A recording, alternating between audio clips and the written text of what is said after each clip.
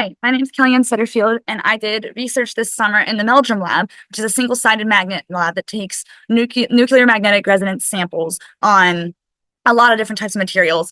And this summer, I specifically did CPMG pulses, which I'll talk about later, on pottery sherds from the Jamestown settlement just down the road. And then I did further data analysis on that from there to find some pretty interesting things out. So I'd like to share that with you.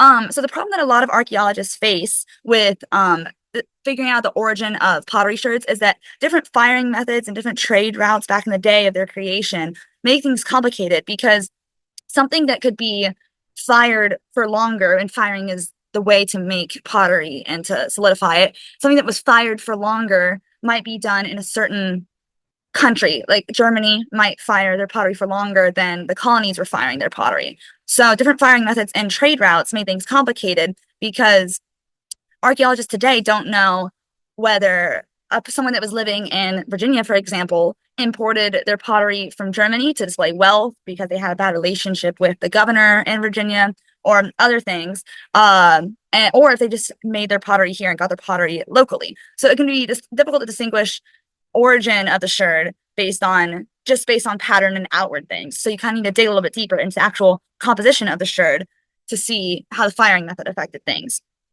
So CPMG pulses, which stands for Car Purcell My Boom Gill, is a type of single-sided magnet pulse that you send into a material. In this case, it's the pottery sherds soaked in DI water. So the water is what we're taking the sample on. So the magnetic vector inside the water is put into the transverse plane, and it goes back and forth there as it loses signal. And the time it takes for it to lose transverse signal is T2, which is what we measure. And the decay that is seen on this slide is an example of the T2, the loss of signal over time. And we measure that to find a variety of different things. So a smaller pore that is in the sample that we're measuring gives a quicker decay as opposed to a larger pore, which gives a long decay. So this solves our problem because as the samples are soaked in water, then we can put them on the magnet and it'll take an analysis of that sherd and it'll give us the different pore sizes. So from there, we can do a simple inverse Laplace transformation, which is a very typical procedure for T2 analysis. And that's seen in the figure that I have attached on this slide, that you can see each T2, in this case, there appears to be about 3, and they're different weights. So the T2 that's further to the left on that axis, which means it's bigger, is more weighted. So it's more prominent in this axis.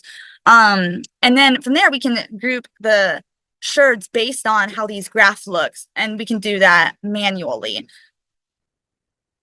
So we did that, we sorted them, and that's a qualitative analysis because we're kind of just doing it based on, are there 3 bumps? Are there 3 bumps decreasing? Are there 2 bumps? And we grouped them like that, and we were starting to see, we did these on samples that we knew where they were from for sure to see if they grouped as such. So we were able to group that, and that gave us a pretty good reference frame as to where these were from.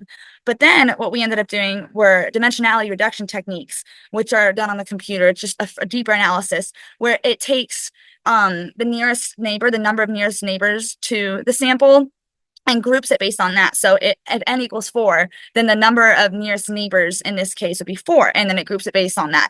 So it's t-distributed stochastic neighbor embedding was one example that we did. So t-SNE and uniform manifold approximation and projection was UMAP.